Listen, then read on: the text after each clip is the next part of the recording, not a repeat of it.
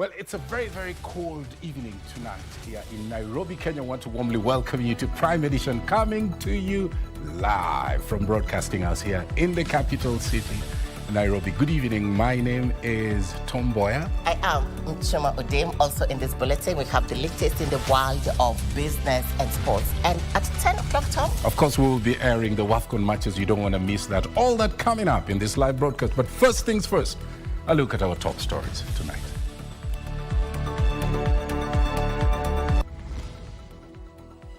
Ethnic monopoly. Kenya National Bureau of Statistics DG grilled after data shows 64% of the staff are from 5 communities.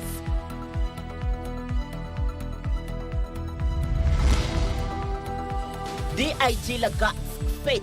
Court declines to stop his return. IPOA maintaining matter still under investigation.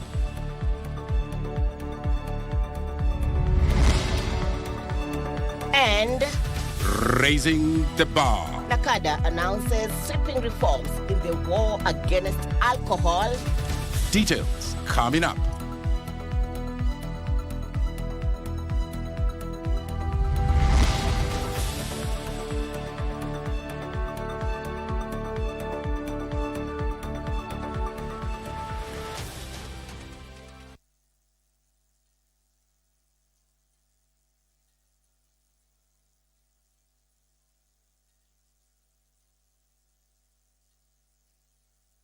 Thank you very much once again for joining us on this live broadcast. Our socials at KBC Channel 1 on X, Facebook, and YouTube. Our sign language expert tonight is Anne Wangeshi. Straight to our top story, the Senate National Cohesion, Equal Opportunity and Regional Integration is tonight raising concerns over the staff composition at the Kenya National Bureau of Statistics, which has only 5 communities, taking up 64% of the jobs there. Appearing before the committee, the KNBS Director General Dr. MacDonald George Obutho was hard-pressed to explain why the set communities also dominated the latest recruitment carried out by the Bureau against the provided guidelines in the 2010 Constitution on Equal Opportunities of Employment in State Agencies. Let's now open our coverage tonight with a look at that report in more detail.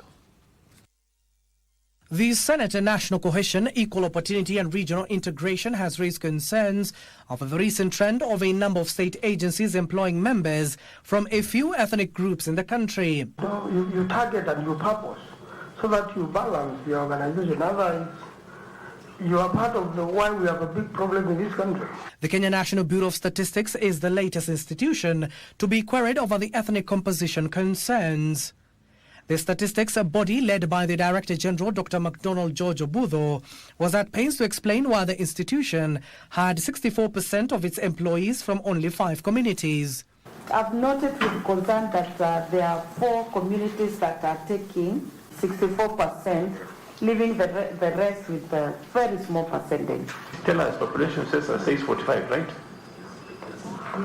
Yes, Chair. So you are left with 14 other ethnic groups. Okay. The question is, why didn't you employ 14 more other ethnic groups so that you balance? Yes, space of Kenya. As we continue, as we go forward, we are trying to bring on board a number of other communities that have not been there. The Bureau has 506 staff members. Of this, 102 are Kikuyus, 84 Luos, Luya 60, Kamba 58 and 50 Kalenjins, totaling to 354 employees of the said institution. Let me take Tharaka for an example. Whole community called Tharaka, they have the deputy president of this country, and you are telling me they are not here. And then you are talking about counties. What's wrong with you, Dr.? Yes, we have Tharaka, but we used the payroll system, which has put them under Meru. Tharakas are not Meru. Okay, the payroll system which we use. Don't talk about the community that has given us the deputy president. Yes, they are not Meru. Okay. Yes, but we recruited them in the last list. You use your payroll system to do the census. The latest recruitment by the Bureau also saw the said 5 communities bag an additional 42.1% of the positions advertised by the institution. I'm looking at the recent recruitment. And again, tactically, they have given the first 4 communities who had the highest percentage, the highest number again. Because these are requirements of the law. And so you cannot say you're going to put out a blind advert. Even over and above the mode of advertising, you need to have some quota system. Employment, it looks like there's no purpose at all to achieve the ethnicity balance. We'll be able, I'm sure we'll be able to meet the requirements going forward. Further, Senator Mohamed Chute-led committee established that the Bureau also has 6 employees who have surpassed the retirement age of 60, with the youngest at 22 years. Abdiaziz Hashim for Prime Edition. Let us now shine the spotlight on that DIG story that really is on the lips of many in the country. Interior Cabinet Secretary Kipchumba Murkomen has steered clear of the growing debate surrounding the potential return to office of Deputy Inspector General of Police Eliud Lagat, who stepped aside following investigations into the killing of Albert Ojwang. Addressing the media in Nairobi, Kenya on Monday, Murkomen declined to comment directly on the issue, but promised a comprehensive statement on the state of the national security on Tuesday. Joseph Wahungu is the one who compiled this report. Following claims that the Independent Policing Oversight Authority, IPOA, has cleared Deputy Inspector General of Police Eliud Lagat over the killing of teacher and blogger Albert Ojwang, the commission on Monday came out gun blazing. In a statement, IPOA chairperson Isaac Hassan, termed as misleading, reports that the authority has exonerated Lagat. Isaac went further to assure the nation that the authority's investigation is still active, adding, and I quote, "If the investigation find him culpable, it will make appropriate recommendations to hold him to account," end of quote. IPOA statement followed speculations that DIG Lagat was stepped out of office to allow for investigations into the death of Ojwang on June 8, 2025, while in police custody, had resumed office on Monday. Addressing the issue, Interior Cabinet Secretary Kipchumba Murkomen steered clear of the question, promising a comprehensive report on Tuesday. Kesho saa 6 mchana nitatoa habari kamili kuhusu mambo ya usalama na nitafanya katika ofisi kuu ya wizara na ninawakaribisha nyote. Asante sana. Kama kuko na maswali yote ya mambo ya usalama, tuko tayari kesho saa 6 mchana. The CSO spoke after assessing the country's sport facilities ahead of CHAN tournament to be held in Nairobi on August, also urged Kenyans to exercise decorum and desist from actions that may jeopardize security and safety of both local and foreigners expected to grace the competition. Let's be at our best behavior because we're having visitors around. Even in any family, they say that when visitors come at home, you must be at your best behavior. Let's ensure that this time round we ensure that our visitors feel at home. Joseph Ohungu for Prime Edition. Let's stay with the DIG story, but move you into the corridors of justice, where the High Court has declined to issue interim orders stopping Deputy Inspector General of Police Eliud Lagat from resuming office. Justice Chacha Mwita instead directed Lagat to file his response in a week's time, with the matter set to return for further directions later this month. Meanwhile, former Lands Minister Amos Kimunya on Monday took to the witness stand to defend himself in a graft case of public land located in Nyandarua County. Letua Debra with details on the scales of justice segments. Giving directions virtually to a petition that had been filed by a concerned citizen, Eliud Matindi, Justice Chacha Mwita on Monday declined to issue conservatory orders to bar Eliud Lagat from resuming office. The petitioner had sought to bar Lagat and another officer, Patrick Tito, his personal assistant, from executing DIG functions, citing a controversial appointment, letter dated June 16, 2025. The judge ruled that the matter did not meet the threshold for interim relief and scheduled it for mention on 23rd July 2025. It is part of that entry. Former Lands Minister Amos Kimunya has denied charges of abuse of office, fraudulent disposal of public property, and breach of trust in a Nyandarua land case. Appearing before Chief Magistrate Harrison Baraza, Kimunja told the court that the land in question was under settlement fund trustees, which is not overseen by the Lands Ministry. Our role as Ministry of Lands would have been to facilitate transaction between one owner and the other, only when the matter has been brought to the Ministry. The prosecution requested more time for cross-examination, which will now proceed from July 15th, 2025. The matter dates back to the alleged irregular transfer of public land in Jamini, Nyandarua County, originally registered under settlement fund trustees in 1978. Your Honor, as Minister for Lands, I would not have any capacity to tell one landowner to dispose of their land to another, because this land was owned by settlement fund trustees. I think that is not in doubt. Elsewhere, a habeas corpus application has been filed at Milimani High Court over the mysterious disappearance of Hussein Abdirahman Mohammed, an assistant county commissioner and Huduma Center manager in Wajir. Through their lawyers, the family claims Mohammed was last seen on July 8th in the company of the Cabinet Secretary for Public Service. The application seeks the intervention of the court to compel security agencies to produce him. Letua Debra for Prime Edition. On to a story we highlighted for you at the beginning of the broadcast. The National Authority for the Campaign Against Alcohol and Drug Abuse has announced sweeping reforms under the 2025 National Policy on Alcohol, Drugs and Substance Abuse. Now, key among the changes is the proposal to raise the legal drinking age from 18 to 21 years, believe it or not, ban home delivery of alcohol, and also to restrict bars from operating within 300 meters of schools, churches, and also homes. Gladys Mungai compiled this report. Kenya is set to adopt some of its toughest alcohol control measures yet under a new policy rolled out by NACADA in its 2025 National Policy on Drugs and Substance Abuse.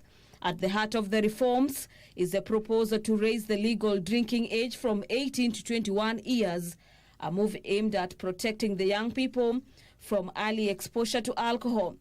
In the reforms, bars and alcohol stores will not be allowed within 300 meters radius to schools, churches, or residential areas. The new rules also aim at the glamorization of alcohol. Celebrity alcohol endorsement will also be outlawed, and online platforms selling alcohols to minors risk being shut down.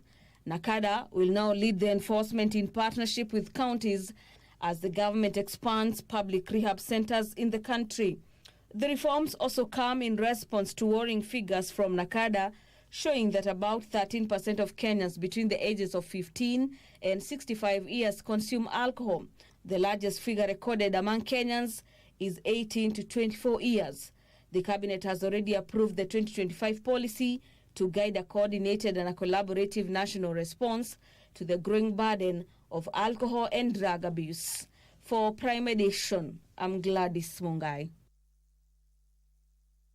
Let's now move to Baringo, and police there in Baringo South have launched investigations into the theft and vandalism of body trays and power cables at the Marigat Sub-County Hospital mortuary by unknown people. The locals have linked the burglary to an increase in demand for scrap metal in Baringo. Well, they are now calling on the government to consider banning the trade of scrap metals to curb the increasing cases of vandalism in the public property.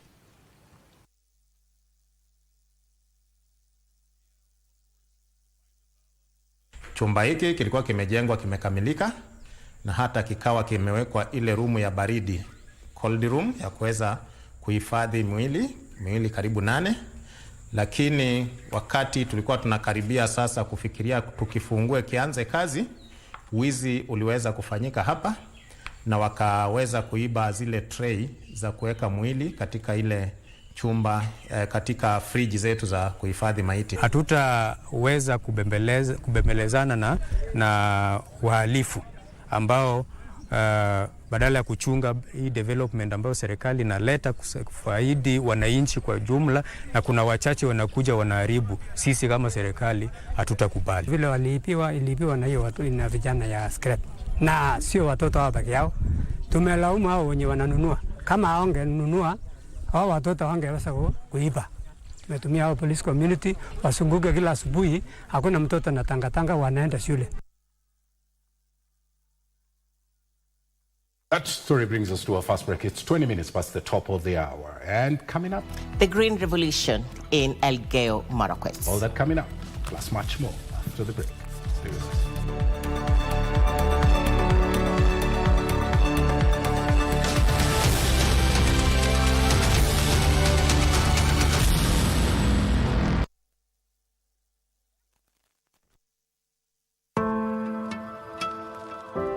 The Ministry of Health is conducting a typhoid and measles rubella vaccination campaign in all the 47 counties from 5th to 14th July 2025. The typhoid vaccine will be administered to children aged 9 months to 14 years. The measles rubella vaccine will be administered to children aged 9 months to 5 years. These vaccines are safe, effective, and available free of charge at all health facilities, schools, markets, and places of worship near you. Typhoid is a serious disease that spreads through contaminated food and water. Maintain safe water and sanitation even after receiving the typhoid vaccine. Measles is highly contagious. It can cause severe complications and even death. Vaccination against measles offers the best protection against the disease. Let's protect our children from typhoid and measles rubella. This message is brought to you by the Ministry of Health in collaboration with UNICEF and the World Health Organization. Semana Sports. Semana Sports is a bold, enlightening television show that offers Kenyans a direct line to the heart of government operations. Hosted by the government spokesman, Isaac Mwaura. Welcome to Semana Sports Bonga da Gava. This weekly program features candid conversations with senior government officials, cabinet secretaries, and heads of key parastatals as they break down their ministry's achievements, challenges, and strategic plans. Cage aquaculture farming, yes. 8.7 billion. Yes. So there's a lot of money. There's a lot of, and we have not even tapped the potential. As we get closer to start constructing the first nuclear program, we should have a robust regulatory framework. Thank you, the spokesperson, for this chance, where we are able to converse with our government. Semana Sports. Hii sio story ya jaba. Sio story ya jaba. Mimi ni Mkenya mzalendo daima. Thank you. Tuesday at 8 p.m. only on KBC Channel 1. Live from Broadcasting House, Nairobi, Kenya. This is KBC English Service. Welcome to Beat Time Show, the very best of the 80s and 90s. Me, John Korani, JK. Timeless music hits across the decades. This is the place to be after you've had a tough day. Here we celebrate love and life.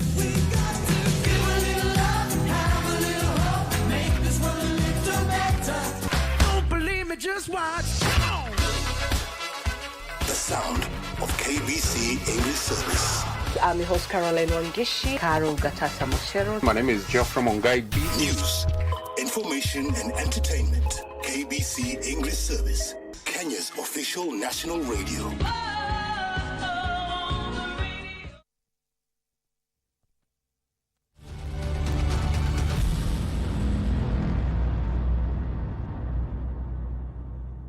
Welcome back to Prime Edition. Remember, when the clock strikes 10, the final 3 slots in the quarterfinals of the Women Africa Cup of Nations will be filled tonight after the final 2 Pool C matches will be played. Of course, Group C leaders South Africa will be playing second-placed Mali, who are both on 4 points, while TZ, cross-door neighbor, will face Ghana with the 2 sides both with 1 point each. Right.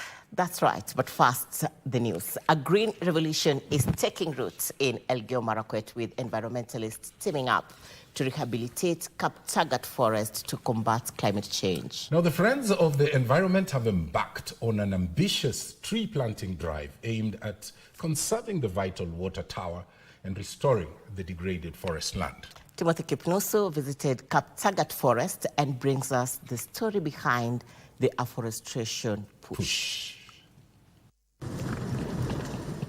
Our journey from Nairobi to Kaptagat Forest in Elgeyo Marakwet County took approximately 7 hours.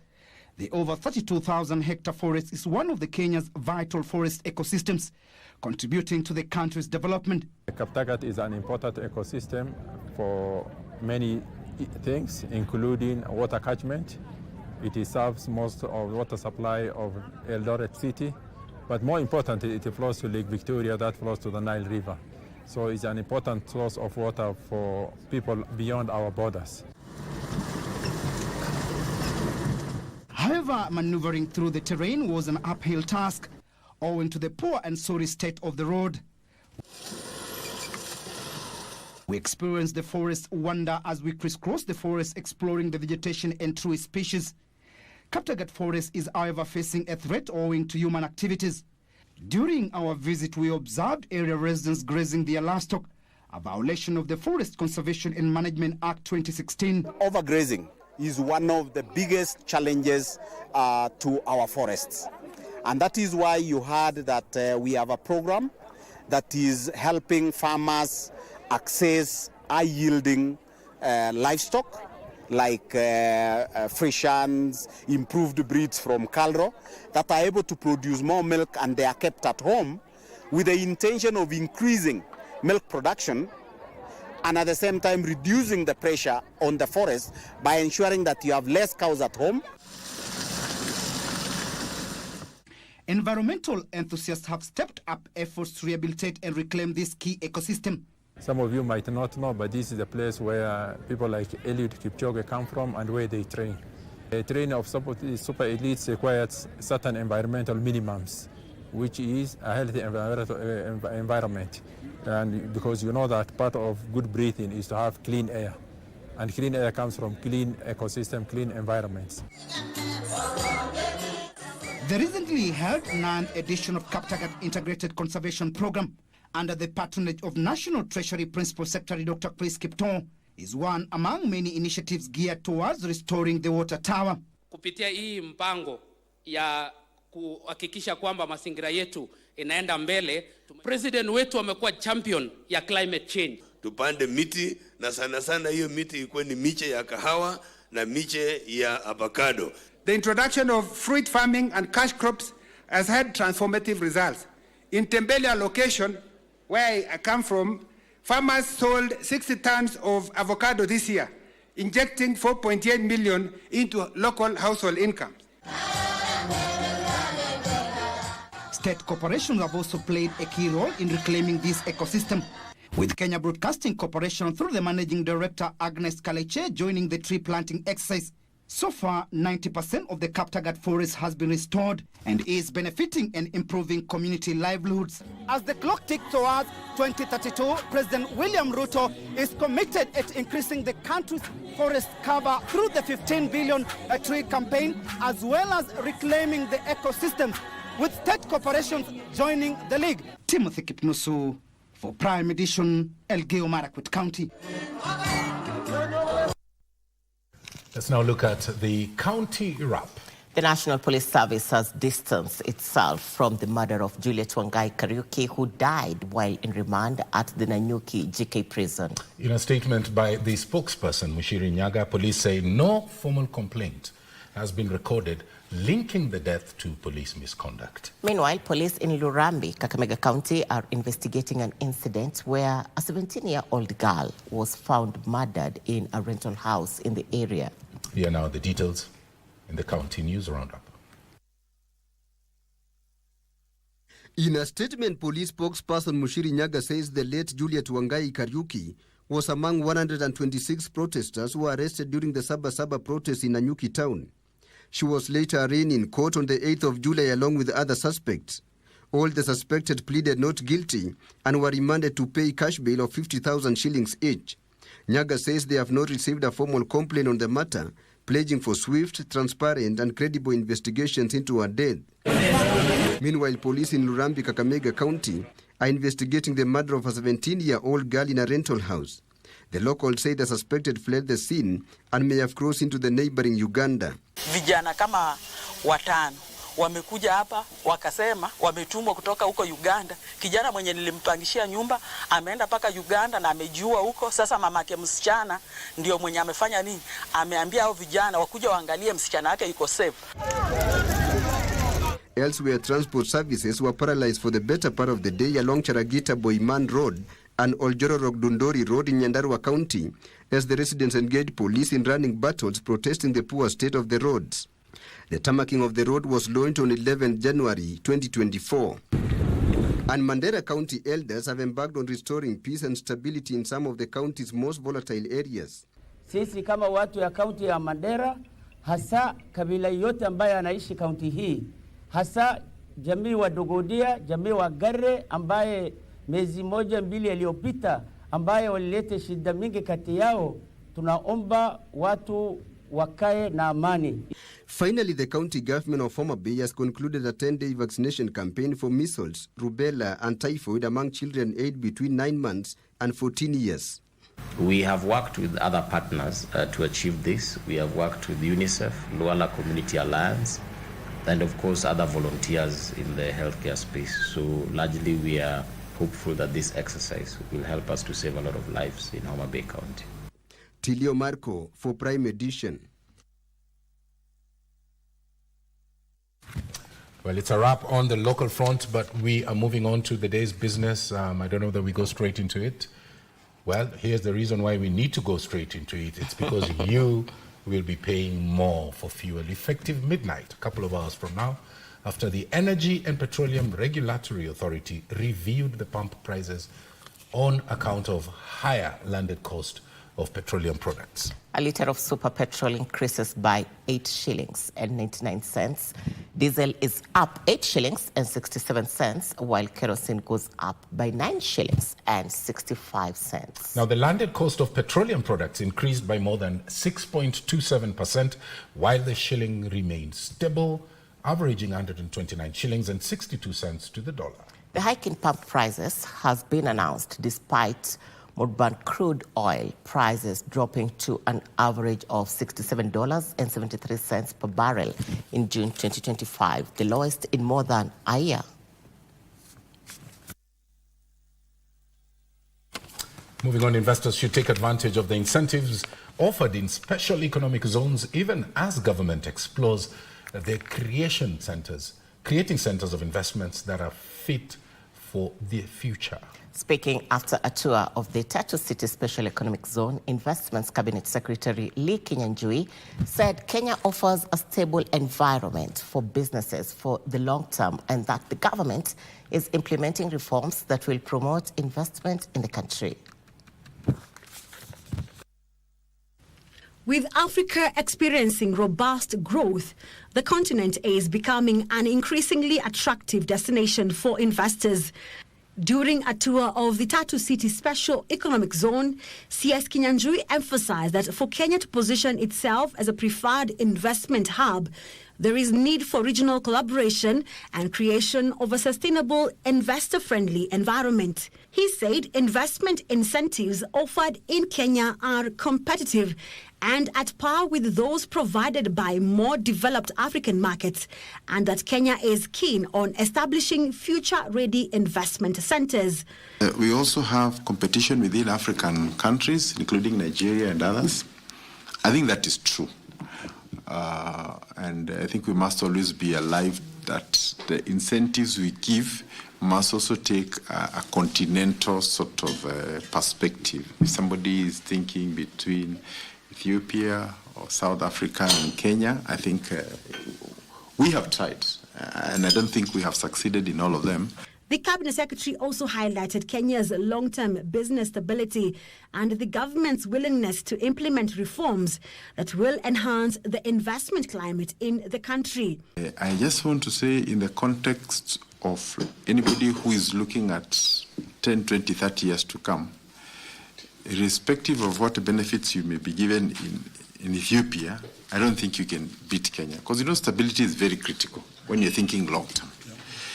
And I think this is probably one of the few countries where there's noise, but in terms of business stability, you can run your business for the next 10, 20 years without having to worry. Issues to do with the rule of law, I think are also very critical, that what is promised in law, if you don't get it, you can go to court. He said ongoing stakeholder engagement is critical to shaping policy direction and providing actionable feedback. Companies are setting up operations in special economic zones across the country benefit from a range of incentives, such as reduced corporate tax rate of 10% for the first 10 years, that rises to 15% for the next 10 years, compared to the standard 30%. The businesses also enjoy VAT zero rating on goods and services and exemptions on import duty and stamp duty. Wari Mujenga for Prime Edition. 15 financial institutions have been enrolled into the warehousing receipt systems in readiness for the countrywide rollout. Warehousing Receipt Council Chief Executive Officer Lucy Komen says once fully operationalized, the receipt system will target to reduce post-harvest losses from the current over 30% to 5% by 2027 through market linkages and adequate storage facilities. The warehousing receipt system is expected to be rolled out across the country within 2 years.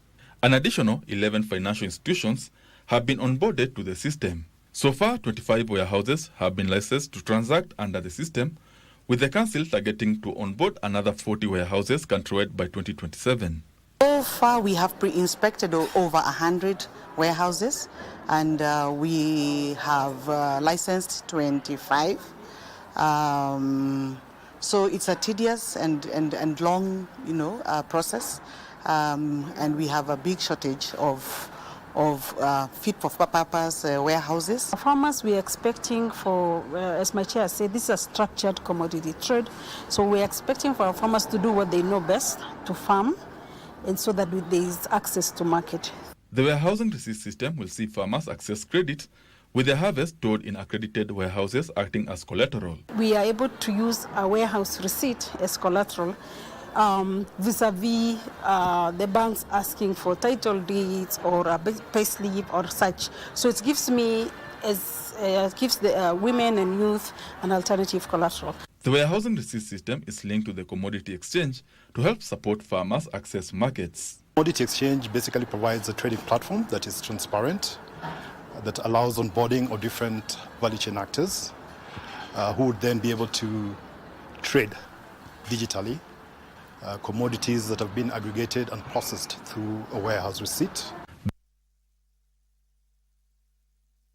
From receipt systems to insurance premiums, insurance companies should develop innovative products as well as review some of the existing ones to attract more Kenyans to embrace insurance. Insurance Regulatory Authority Chief Executive Officer Godfrey Kiptum is also challenging banks to tap into the assurance ecosystem that is largely untapped in Kenya so as to develop innovative and also personalized insurance products. Here is that report.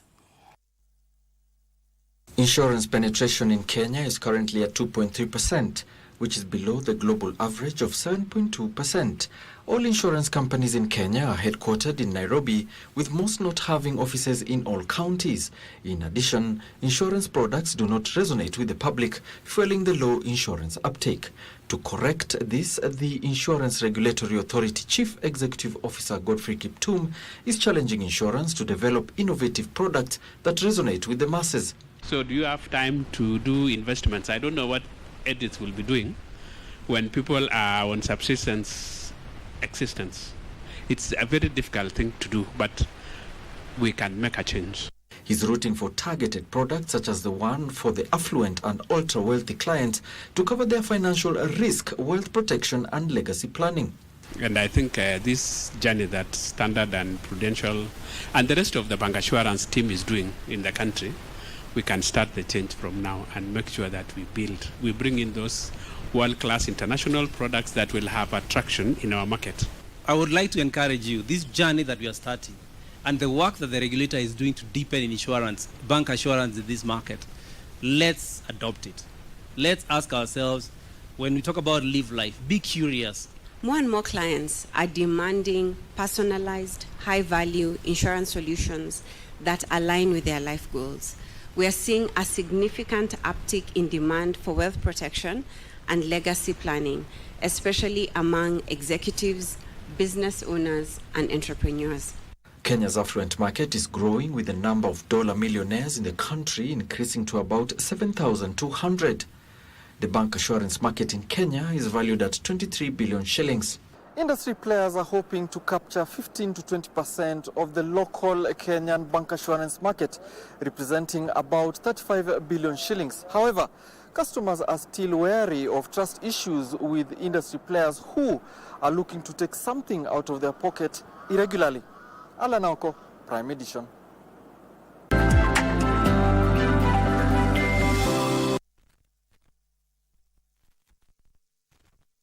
Are you a talented artist, or are you passionate about a topic you want to discuss? But money can be very hard to find for an upcoming artist. Don't worry, Studio Mashinani has got your back. Sign up on ajira.co.ke to book a session with our music and video producers across the country. Work on your music, jingles, spoken words, and even podcasts to realize your dream, all for free. Studio Mashinani, Radani Talent.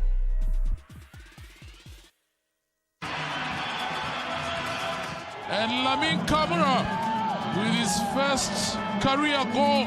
Ni muda wa kuhesabu kwa ajili ya kusherekea fasili na asili ya soka barani Afrika. Ligi za ndani na magwiji wasiotambulika. Mangeni Alvin anaichanja ndani uzuri. David!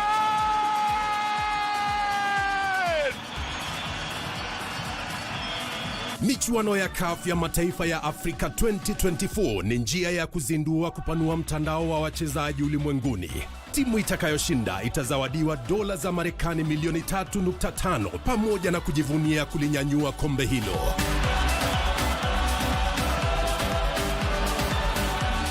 Pata manufaa zaidi kutoka kwa CHAN 2024 mubashara na kipute cha kipekee kwenye runinga ya KBC Channel 1, mwenzio wa dhati michezoni.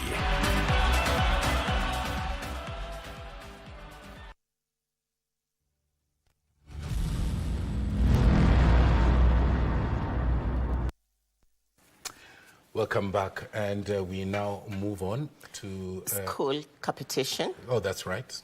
The Kenya Secondary Schools Heads Association, KESHA, has warned that if capitation arrears are not released soon, the schools might be forced to end the academic calendar earlier. Well, the chairperson, Willie Kuria, lamented that the state owes schools some 17 billion shillings for the first and second terms this year alone, and that financial constraints are hampering normal institutions' operations.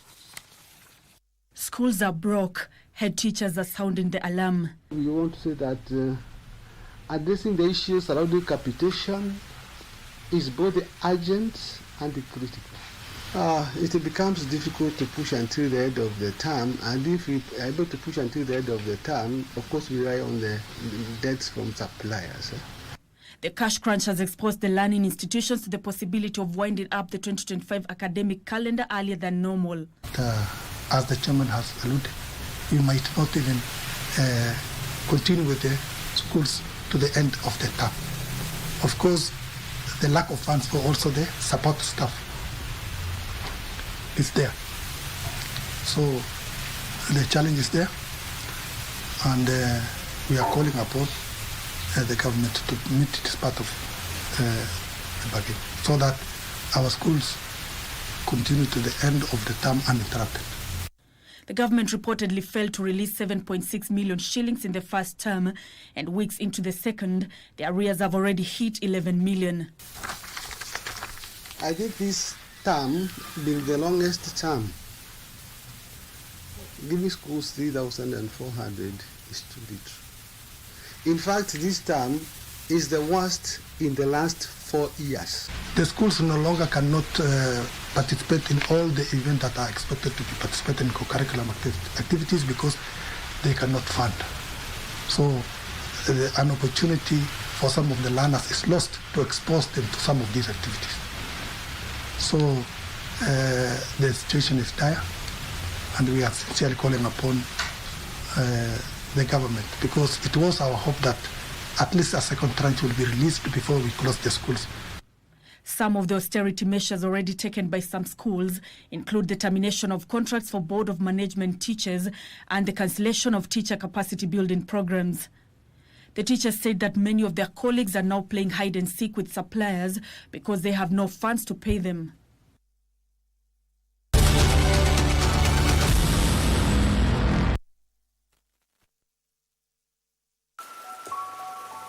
It starts with little moments of courage. To stepping out into the new world with confidence.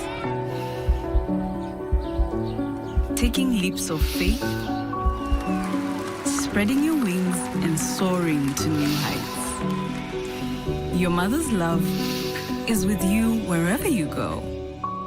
Stay soft. Nothing lasts like mom's love. And it is high time they realize who the real Juguna is. She's been working for us in J&J for quite some time now. Really? I thought you're the one who was running the show. Come on, I'm trying to help everyone here. Of which you're doing a very terrible job. Let's just deal with what is at hand here. You know what? No one messes with my family.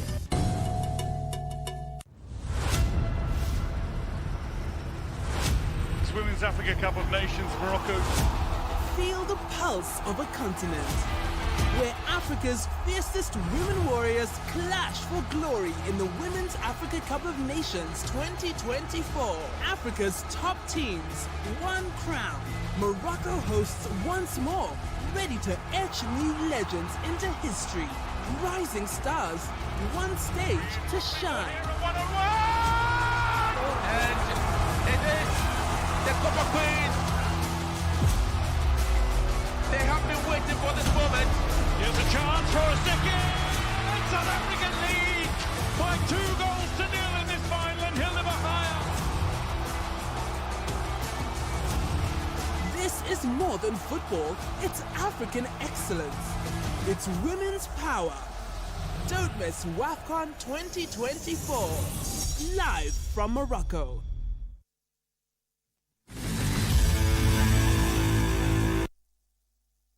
Welcome back. We go straight into the sports. And Daniel Wakome is in studio with us. Daniel, good evening. Thank you very much, Tom and Irene. And let's start with the story of the 3 East African nations who are jointly undertaking a security collaboration during the African Nations Championship to be staged next month. Interior Cabinet Secretary Kipchumba Murkomen says the collaboration will ensure that the tournament is seamless as planned. The CS said the capital will experience minimal traffic disruptions during the 1-month tournament, urging Kenyans to cooperate with security agencies on safety protocols. Interior Cabinet Secretary Kipchumba Murkomen says comprehensive measures have already been deployed to guarantee safety and order throughout the tournament. This is a moment of national pride for us. We are lucky as a country that will be hosting the finals of CHAN this year. And this is a great opportunity for us to rally behind our team so that we will have our national team playing in the finals at home. Crowd control is also a top priority, with the ministry anticipating thousands of fans, including visitors from across the East African region. The portal will be open from Wednesday. The portal will be open so that people can buy their tickets. And therefore we don't foresee any challenges with that. We do our transactions online, and therefore this is not an isolated case. And I'm sure if there are issues that we need to help, security agencies will work closely with event organizers to manage entry points and enforce safety protocols. To bolster regional cooperation, Murkomen revealed that joint security coordination is already underway between Kenya, Uganda and Tanzania, the three co-hosting nations, to secure border points and ensure smooth movement for teams and fans. Only the right thing happens in this country, that people come here to enjoy their match, and we want to provide world-class security services to ensure that the safety of our visitors is guaranteed. Among measures being deployed to guarantee the security for fans and players are surveillance systems which will be enhanced at all venues, emergency response protocols to be activated, and unprecedented security deployment to take place. For Prime Edition Sports, I'm Daniel Mwendwa. Now moving on is that the three final slots in the quarterfinals of the Women's Africa Cup of Nations will be filled tonight after the final two Pool C matches. Group C leaders South Africa will play second place Mali, who are both on 4 points, while Tanzania face Ghana with the two sides both on 1 point each. KBC Channel 1 and Y254 will televise these matches of the Women's Africa Cup of Nations live after this newscast. That was loose. Echechini with a strike. Nigeria, Zambia, Morocco, Senegal and Algeria have already booked their place in the quarterfinal stage to kick off on Friday, with the three remaining teams set to be decided tonight. Nigeria drew 0-0 with Algeria as they both qualified to the quarterfinals. She thought she was going to be scoring it. While Botswana knocked Tunisia out by beating them 2-1 to keep their slim hope of qualifying alive. The top two teams after tonight's matches will qualify to the quarterfinals, alongside the best third finisher in the group against Botswana's record. The quarterfinals will be played on Friday and Saturday, while the semi-finals will be played on Tuesday next week. The final will be played on Saturday, 26th July, a day after the third place playoff match. It's in the back of the net! They gotta go! Botswana! They've scored! Unbelievable!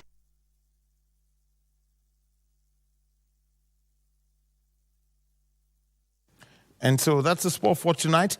And let me tell you about the Women's Africa Cup of Nations, the matches that are going to be broadcast tonight on the KBC platforms. South Africa versus Mali is going to be on KBC Channel 1, and the broadcast starts at 9:50 p.m. And then we've got Ghana against Jirani Tanzania. That is going to be broadcast on Y254. It's back-to-back matches. So you can opt to flip, and remember, after that, the quarterfinals start on Friday. My name is Daniel Ohome. Thank you for being with us. Back to Tom and Irene. Many thanks, Daniel, there for that sporty update. And in fact, the reason why we are ending this bulletin early is because of that South Africa-Mali match at 9:50, and of course later on Ghana and Tanzania.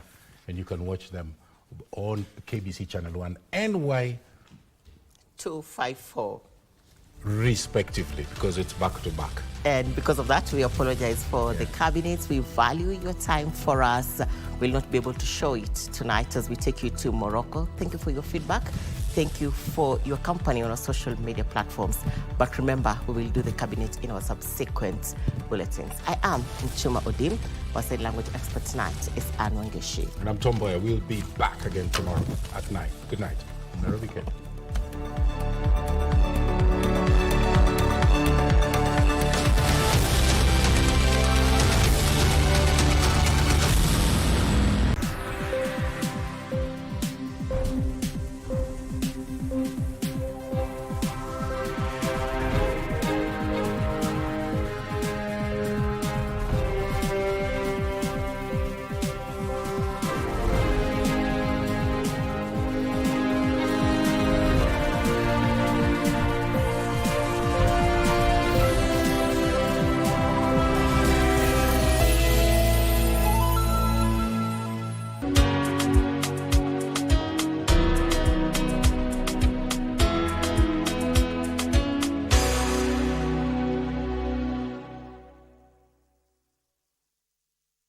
Semana Spokes. Semana Spokes is a bold, enlightening television show that offers Kenyans a direct line to the heart of government operations. Hosted by the government spokesman, Isaac Mwaura. Welcome to Semana Spokes Bonga da Gava. This weekly program features candid conversations with